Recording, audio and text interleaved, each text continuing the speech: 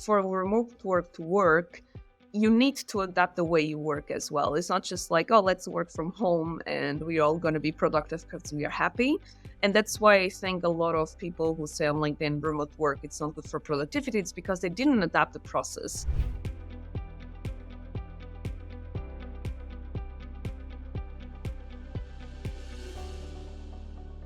Welcome to the Startup Sales Talks. Today we have Mafalda from Wonderway.io, AI coaching platform for salespeople. Mafalda, thanks for joining in. No, thank you so much for having me. Such a pleasure to be here. Okay, and regards from Lisbon right now, right? Absolutely. Yeah. I live in Berlin, in Germany, but today I'm actually in Lisbon, where I'm from Portugal. So I came here. We work remotely, so I came here, but I'm leaving tomorrow again to the cold. Do you surf? No. Okay, yeah. I felt in love with surfing actually when I was living in Portugal, so that's a gift. Yeah, and I'm from the south, so me not surfing is really rare because everyone surfs where I'm from Lagos. But no, I'm too lazy. You're working a lot, right? Yeah, that too. But it's too much equipment. I don't like sports where I have to take a lot of equipment with me. So Got it. yeah. Got it. Okay. Mafalda, I know that you're very colorful at personality, right? You have very diverse background. And few things really kind of seemed interesting to me. You worked in US with 100% commission sales job. Then you worked in Germany, in Belgium. You saw different industries, different businesses. So can you tell us a bit more about your experience and how it shaped your sales approach in general? Yeah, absolutely. I think that's a great question. I think like everyone has, especially when you're above a certain age, your all of your experience counts, right? Even if it's not on abroad. So even if you never left your country, but I'm sure people have other experiences as well. For me, live being abroad, living in different countries. I also studied in South Korea for a semester when I was younger. I did music school and theater when I was younger too. But all of that, I think, it gives you a broad vision of the world, and our brain doesn't work in silos. We are always talking about how departments work in silos, which is unfortunately a challenge in many companies, in most companies, I would say. But our brains also work in silos if we don't expand our knowledge, right? So it doesn't have, as I said at the beginning, you don't have to live abroad. You can expand your horizons in different ways, especially nowadays with the internet and so much amazing information available. Like, you can experience and learn about things way easier, and you should do that in any job you take, and especially in sales, because in sales you sell to different people, you sell to different cultures, you sell, you have all these different scenarios. So the more you know, it's like AI. What makes a good AI tool compared to another is the amount of information, right? The more information an AI has, the better it's going to be, and it's the same with the human being. I would say as well in sales, starting with 100% commission job, as you mentioned, really helped me, because I think like there is nothing scarier than that. So when you start with the most scariest thing, then everything else is, I'm fine, I'll deal with that later, or I can do this, right? So it really helped me to have perspective. And even when things are a bit more difficult, it's easier to deal with the adversity, because you think, well, in the end of the day, I'm going to have a salary in the end of the month. Maybe it's not as high as I wish it to be, but when you are in 100% commission sales, maybe you cannot pay your rent by the end of the month, right? So being able to pay the rent no matter what, it really helps me to not stress when things are tough, and to actually get creative about it, and be able to perform my job. Yeah, and actually it builds resilience like no one else, right? I remember my first sales job. I joined one startup actually as the SDR. My first check was around 200 euros, and I was the Yeah. happiest person in the room because I was working in the office, in English and speaking with people all around the world. So it depends on your perception, at least in the very beginning of your Yeah. career. Yeah, but hey, I beat you on that in the sense that one of my checks in the States was $1.68. Was a very bad week. So imagine working 6 days a week and getting $1.68. The bus was $2, so I could not even pay the bus to go home. Not profitable week. Yeah. No. Got it. Got it. Okay. And you know, fast forward many years, right?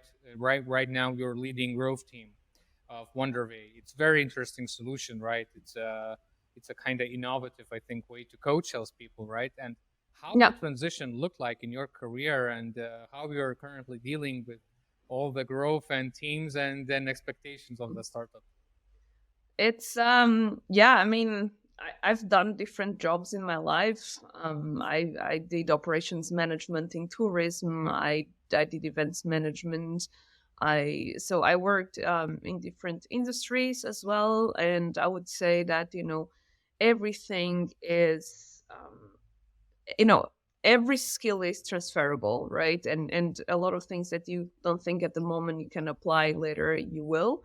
So for example, like I never thought that my experience in organizing events would help me here, but as you said, we are a startup, so I was the one organizing the offsites for the whole team, even though that's not officially my job, right? So I would say that like my whole career, it's been growing, but it's going like this because I did different things. I was not in sales all the time. It had sales components, but I had jobs that sales was just part of it, not the whole thing.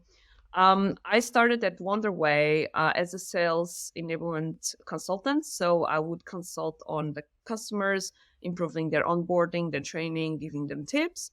And then I moved to leading the BD and CS department because before Wonderway, I was a team lead for business development, which is actually my specialty. And and then now I took over marketing. Therefore, I'm head of growth because was the only commercial department that was not underneath me. So, and I think it's great because at the beginning when I mentioned like companies work in silos, and our brains also tend to do that sometimes. And I work in BD, marketing in CS, so it's a great way and an easier way to align the three departments so the messaging is consistent, and we are talking the same language, and we are approaching the same ICP with the same challenges. It's just easier to not have like discrepancies between departments. Obviously, in bigger companies, you need directors or heads of each department because it's way too much work. Um, but I would say in small organizations, you have this privilege of being able to align more easily than in bigger companies. Hmm. And you mentioned that you guys are working entirely remotely. So, Yes. what kind of advantages and disadvantages do you see managing and working with your team remotely? And do you have any quarterly meetups, or how you kind of maintain that connection with people? Yeah, those are great questions. I'm a huge remote fan, so obviously I'm gonna defend remote work until the end. So I think remote work is fantastic because people are, you also have to hire people who like it as well. So we hire people who are comfortable and enjoy it. And so people, they have the life they want in the sense that, you can eat healthier, you don't have to commute, you're comfortable at home, so you can focus at work. And I feel that for me. So I cannot, in an office, I couldn't lead the three departments in an office. I just wouldn't have the time. Right now, I start at 9 and at 6 or sometimes a bit later, but I'm working all the time Mhm. without breaks, which is not great. I don't recommend that, but I do it.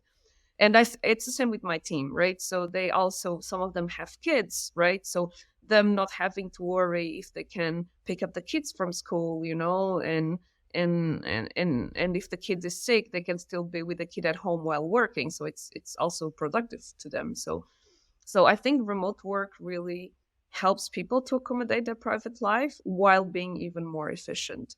um that being said, for remote work to work, you need to adapt the way you work as well. It's not just like, oh, let's work from home and we're all going to be productive because we are happy.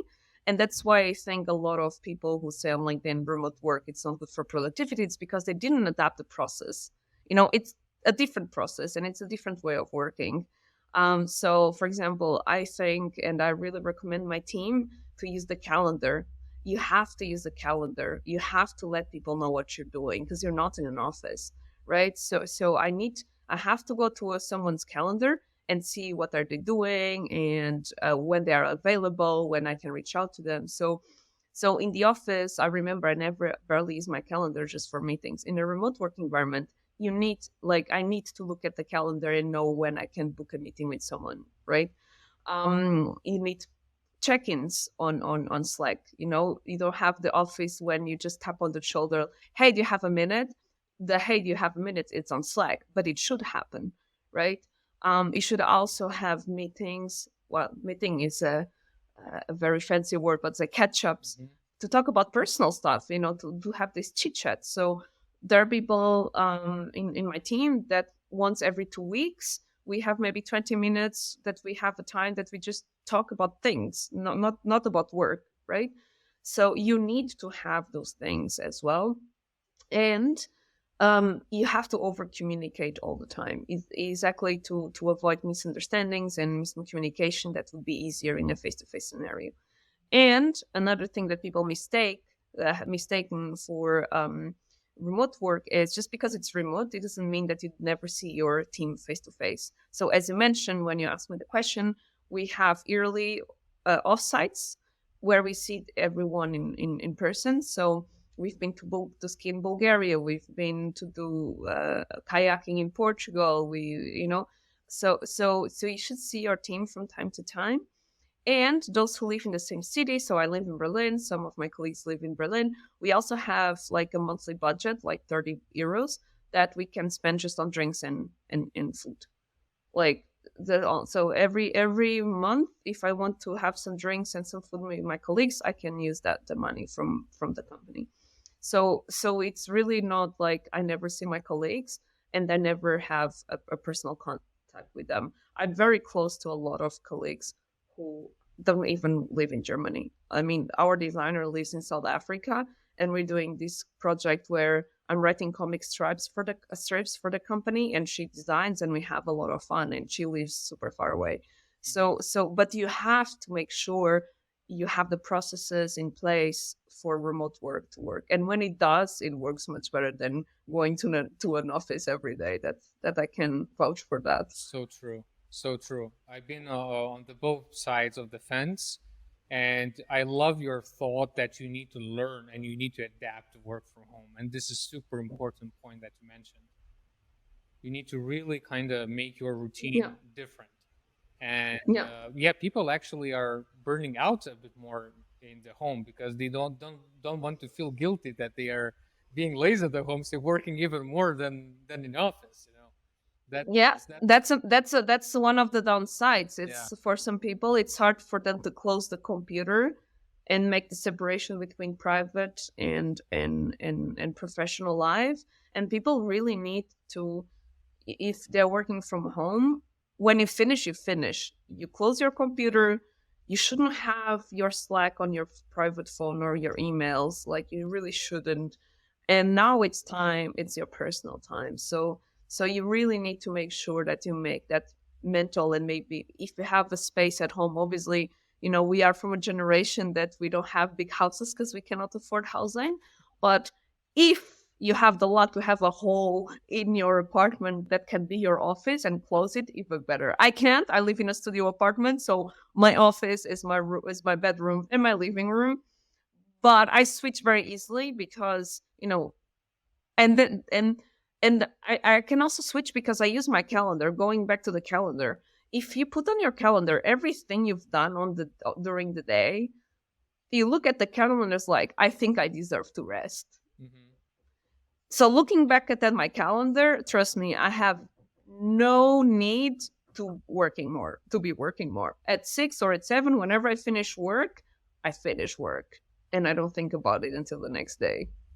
Mm-hmm. Yeah, great tips actually. And what they found challenging actually is to onboard new sales team members online. And I Yep. know your product is actually Yep. helping to do that. Yep. Not only that, but the performance of the sales reps increases, right? Yep. They can close more deals, they can book more meetings. So, can you share some successful examples when a client used your product now and they've been able, to make this process a bit better?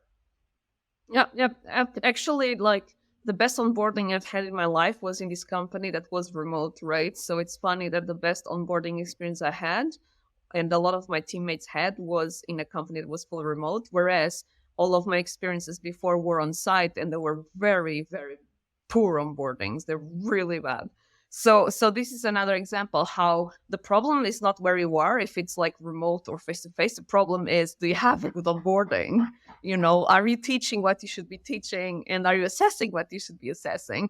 Because you can do both face to face or a hybrid or remotely. You can have the best onboarding in these 3 versions as long as you teach the way you should be teaching and you assess the way you should be assessing. That being said, yes, so we have like one of the features of our sales LMS is to onboard not only sales but the whole revenue team. And the reason why us and our customers, they will reduce ramp time. We have a couple of case studies on our website. We reduce our ramp times. We have one of them. It's even like for 3 times. We speed up 3 times. The reason is and that's why we have a sales enablement consultant service as well with the tool, is we not only give you the tool to streamline the process, but we also give you tips on how to make it efficient. So we make sure that the learners and the people who are getting onboarded, they get information, only the information they need, no nice to have information. They've been assessed on what they should, so the managers know at any time if the team needs more help and where. So to be very specific, on the second week of onboarding SDRs, I taught them like the industry, the personas, and how to write a good email. So the assessment that I asked them to do is to write me an email. That you can do that assessment in our platform or face to face.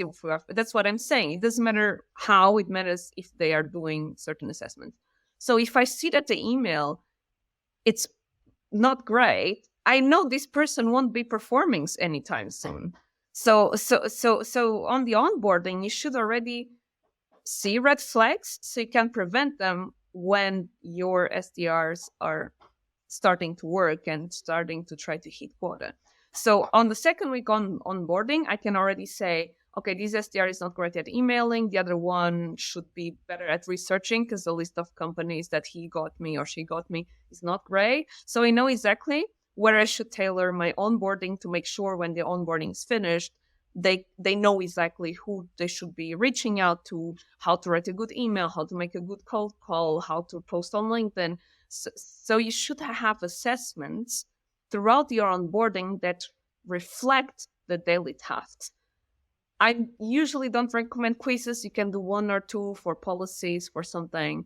But if you're teaching how to use the CRM, the exercise, the assessment should be, show me how to add a deal to the CRM. So if I see that the person is doing the steps, right? Because this is what the person will be doing. If I want them to see if they know how to do a qualification call, we can do a role play, right? So these are the type of things that you should be assessing during the onboarding to make sure you're setting them for success. Can be with our platform, can be with our competitors, but just make sure that you are preparing your salespeople to what they have to do when they are actually working. So true, so true. I remember actual onboarding day team online, and was giving lectures and presentations and showing how to work with the Salesforce.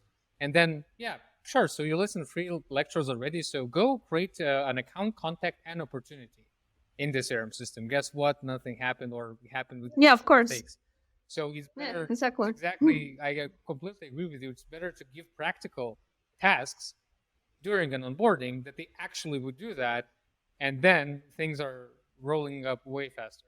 And what you mentioned 3 hours of presentations. No, like 10 minutes exercise, half an Yeah. hour exercise, 20 minutes exercise. Like not 3 hours where, okay, let's do an exercise of something you heard 3 hours ago while you were learning 2,000 new things because you'd never been in this company before, you know? Such a great tips. Yeah, indeed.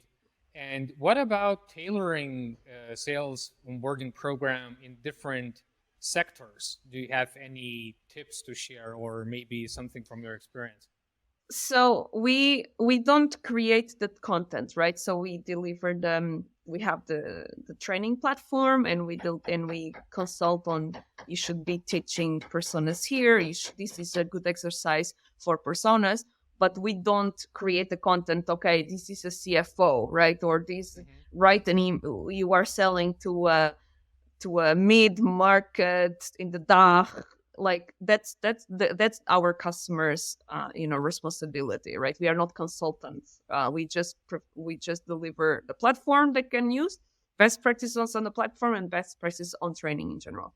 So we don't, as I said, we don't create the content for our customers. What I recommend though, and it's something I don't see very often, is really go deep on your personas. So if you sell to, I don't know, CFOs in the dark market, in the iGaming industry, they have different challenges than CFOs in the media industry with bigger companies in, I don't know, in the US, right?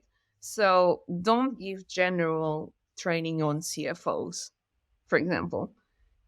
So don't give general training on things. So really make sure that you interview your actual customers, you understand why they bought you, which challenges did you solve, what it did look like after they purchased your, and probably there are other people similar to them who have similar challenges, who are looking to a similar solution and who are looking for similar results.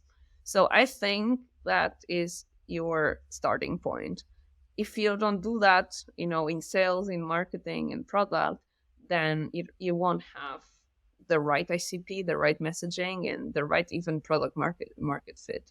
So really go back to the basics and make sure that your salespeople really understand who are they selling to. Hmm. That's a great tip. And actually, I heard even some people doing interviews of customers who bought, and they asking like, "Why you bought? Do you think this price is high or low?" Right? These kind of Yeah, questions, and yeah, you get the kind of raw information from the yeah. market. Yeah. And if you don't have access to your customers, if you're an SDR and you don't have access to your customers, ask your customer success managers, your solution engineers. Go on G2, see the reviews of your product, see what they like and what they don't. So there are a lot of ways that you can inform yourself.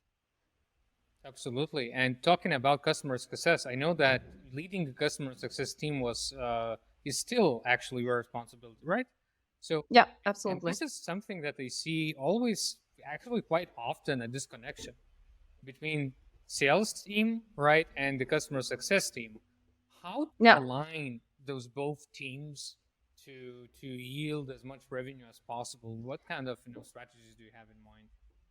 I mean, that's the $1 million question. I don't think I have a silver bullet, proof strategy. But like as I said, I have the advantage of I'm leading both. I'm not leading new business, but I'm leading like business development, NCS, and marketing. So, and we are a small company, so it's easier for us to talk in a productive way. But I would say, really, in bigger companies, like definitely work in teams. So the account executive and the CS manager, they should work as a team, and the CS manager should be involved before the deal is closed.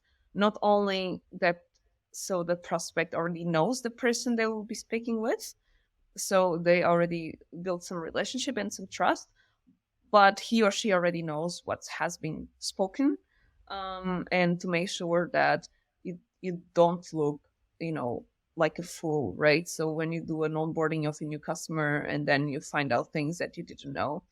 Also, um, it's always super useful when you have, I don't know, there are softwares for customer success when you can, like, do the whole implementation and the whole onboarding, where you can align with your teams and you can see what's missing, what you need from customers, like to do the whole handover. And the bigger the company and the more deals coming in, definitely use technology to make sure that information is not missing, and you provide a seamless experience to the customer. It's very important that the prospect feels that he or she is speaking to the same company throughout the sales cycle, right? The SDR shouldn't have a very different messaging from the AE and from the CS and from the account manager. So really make sure that you align with these teams, and you speak openly. And if there are recurring issues, right? So I don't know, CS or account manager say, yeah, the account executive is always giving you huge discounts and now we cannot upsell, or it's really Hmm. hard for us to renew on a good price. Like, make sure if there are recurring issues that they are addressed, and you can find a compromise for both teams. But once again, it's a very difficult topic to solve, and it's definitely um, aligning departments is always difficult, right? So product with CS, CS with AEs, AEs with SDRs, SDRs and marketing. It's always something going on. As I said, in this company we are smaller, so it's easier to solve any discrepancies that come up. Hmm. And how many people, by the way, working in the company right now? We are now 12, I would Oh, say. so Yeah. yeah, it's not big.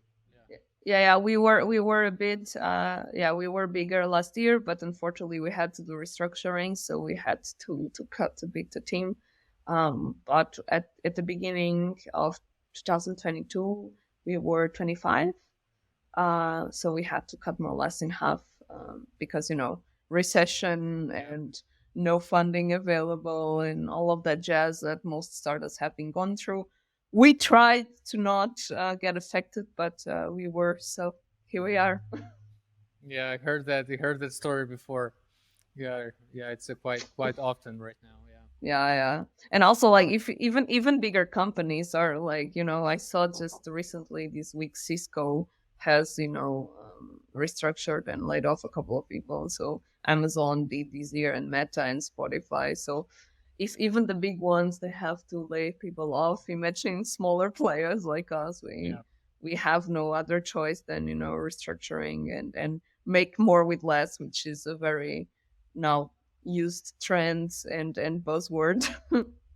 Yeah, yeah, exactly. And especially in Wonderway, I think you're VC backed startup, so you need to increase your runaway, at the end of the day. So it's totally reasonable. Exactly.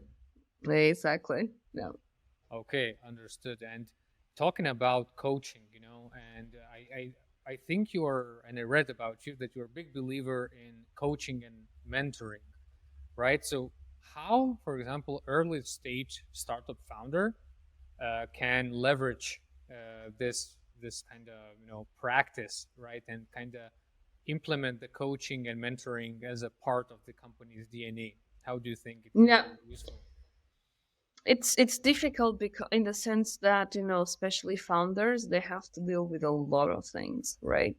So founders, they either have to deal with investors and go after funding, and that takes up to 90% of the time, or when that is over they need to deal with stakeholders. And you know so I would say that if the founder probably doesn't have the bandwidth to coach, someone in the team should have that role.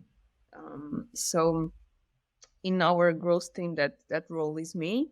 And I always see myself as the person that my CEO, which is also the founder, can rely on, in the sense that, as I mentioned at the beginning, or I organize the offsites, I organize the training, I organize the whole PR. So he doesn't have to deal with that, because he has like, let's say, founder tasks and duties.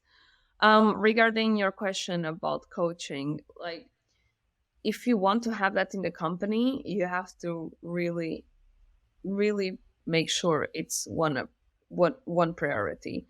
Because what happens very often is, um, they say, yes, we want to invest in training our employees, and they buy a tool like ours or something else, and then they don't apply the tool, or they just apply in the first month, and then life gets into the way. So you have to make sure that life doesn't get into the way of coaching. And there are a couple of ways you can try to do that. First, it's having a schedule and having really like a cadence of training.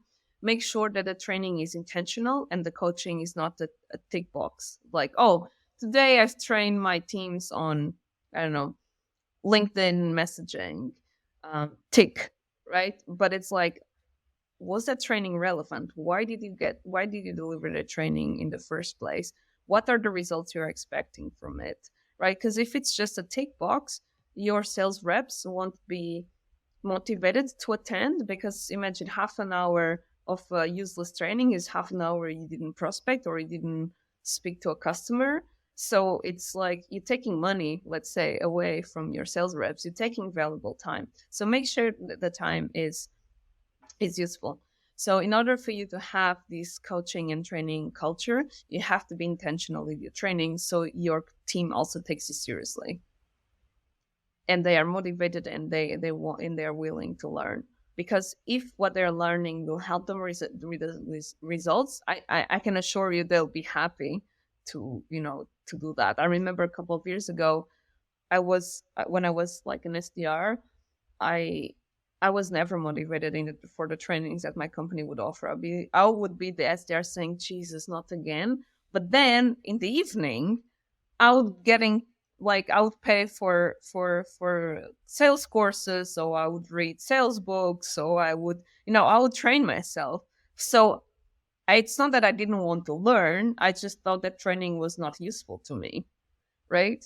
So make sure that the training is up to date and is intentional and it's solving a specific challenge, and you create the environment for that. So you can say, hey, you have to send more emails. This is the way you send more emails. And then if your sales engagement tool is buggy and it's not working well, then you're not creating the environment for your salespeople to succeed.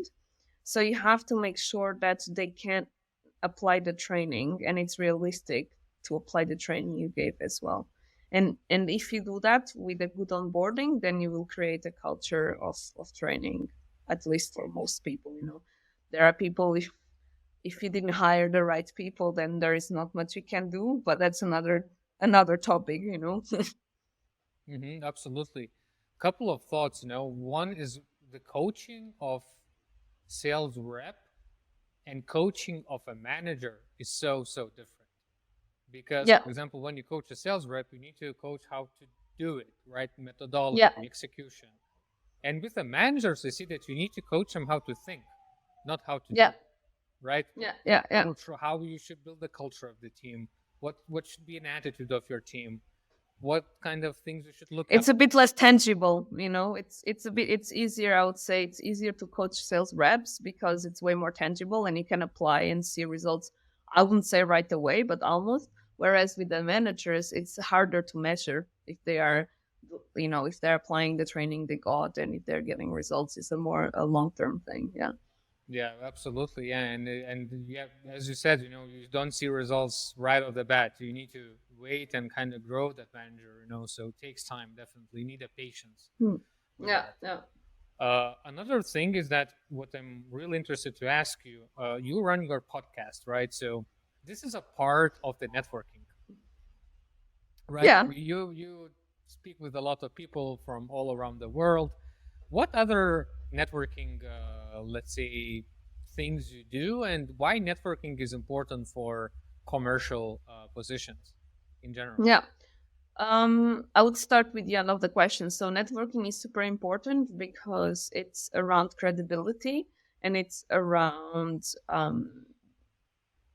word of mouth, and it's also on time to respond, right? So imagine like a person who has 1,000 connections on LinkedIn.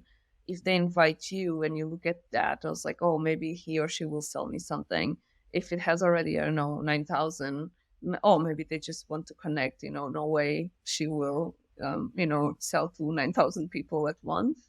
So I would say that credibility, word of mouth, opportunities in general, work, projects, partnerships, seeing triggers, seeing if you can see any buying signals for your product as well.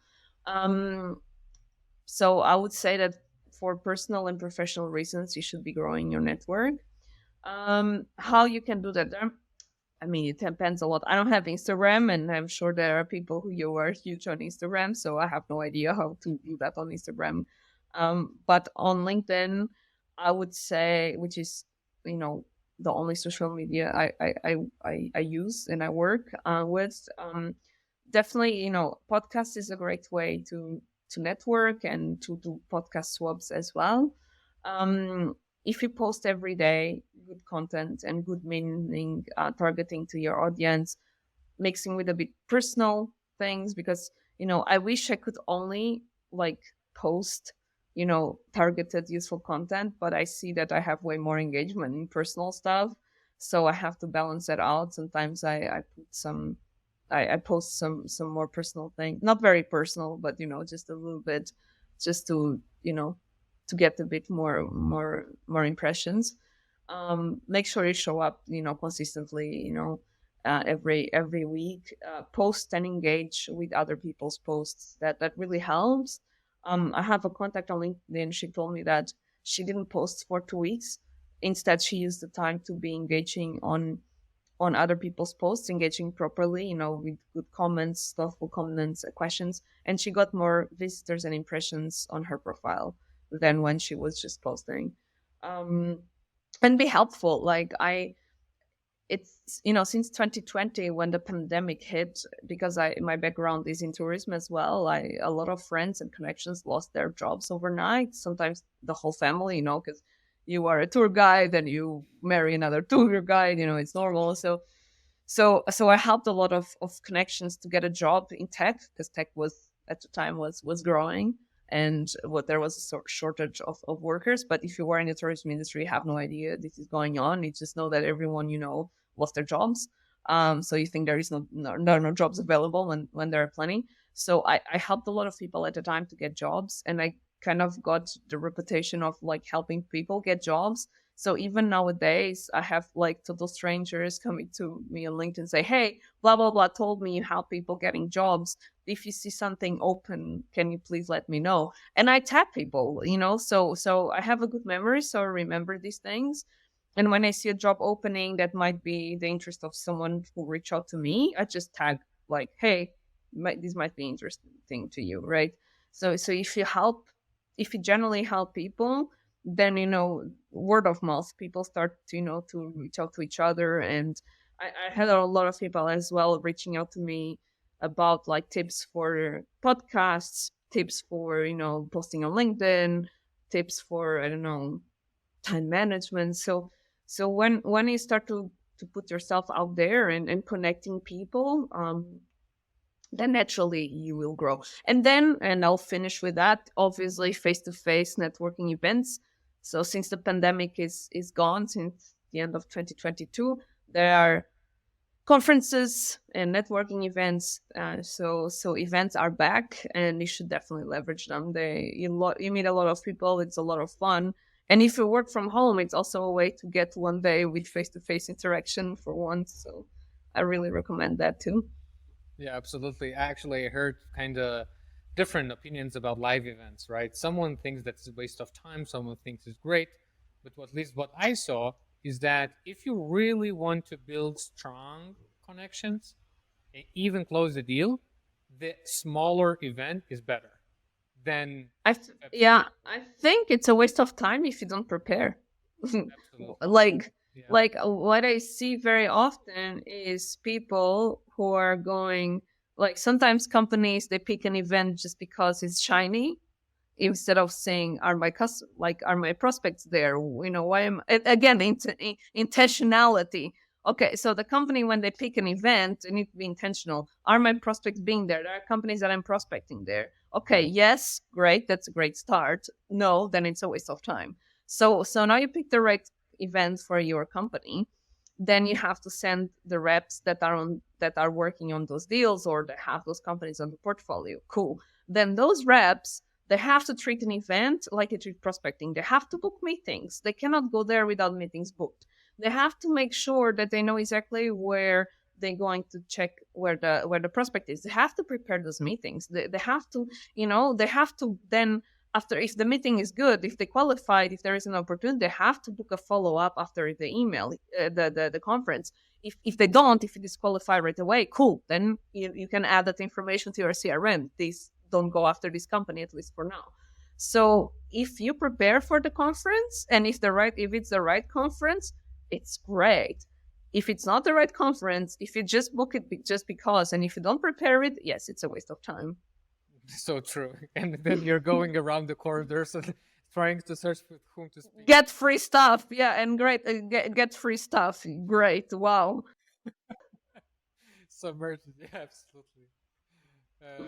Awesome. And so we are moving to the end, of this episode, and few last questions. So, what kind of habits or resources you have to keep learning and to keep improving your skills in sales? Yeah, that's a great question. First, my team is a great source of information. So, one of my SDRs, she's been with the company 3 years, so I don't have to basically, how can I say? I don't have to give her the basics of prospecting. She knows exactly. And this is one. So she always shows me every week new objections, things that are not working, things that are working, so I can think with her. Then the second one is LinkedIn is a huge source of information, my network, once again. And then last but not least, I am a huge fan of John Barrows. So he always puts up really good content. I'm also an instructor in masterclass for STRs of Germany. So that's a great source of knowledge for the DACH market. They have free events every week as well. They roast the emails, they roast your LinkedIn profile. So this is also a great way. And then, like when you work in business, you always get new challenges and new obstacles. And therefore, it's almost impossible not to learn because you're exposed to so many things at the same time. Okay, great. And you have very unique combination of marketing the jazz band, right? This is like your Yeah. slogan, right? So can you tell a Yeah. bit more about this venture? Yeah. So I studied music when I was younger. So I did classical music as a hobby. I studied transverse flute and theory and opera singing and stuff and theater.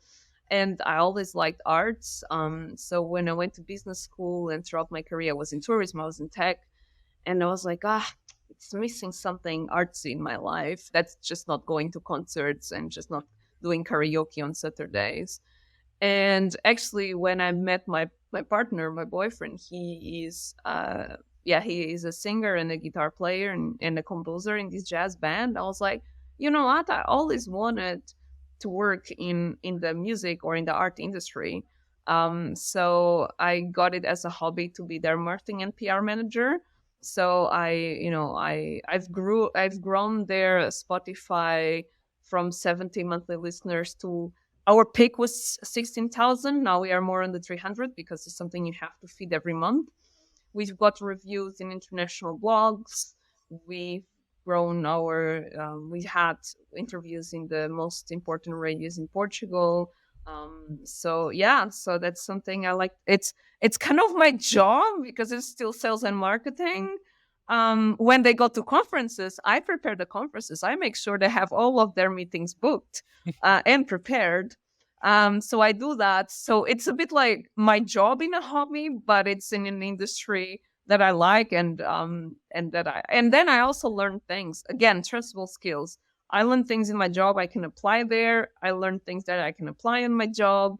So yeah, it's fun, and it's another learning opportunity. Yeah, so Great. follow them on Spotify, Plasticine. If you like jazz. If you don't like jazz, maybe that's not a good idea. Really, really. Nice. Okay. Yeah, And Mafalda, the last question. So, do you have anything to announce that audience should know before we end? yeah. Well, I have a couple of things. So, as you mentioned, I have two podcasts. A day in the life of a persona. So, if your persona is there, if you sell to CTOs or CROs or CISOs, you can see me interviewing them.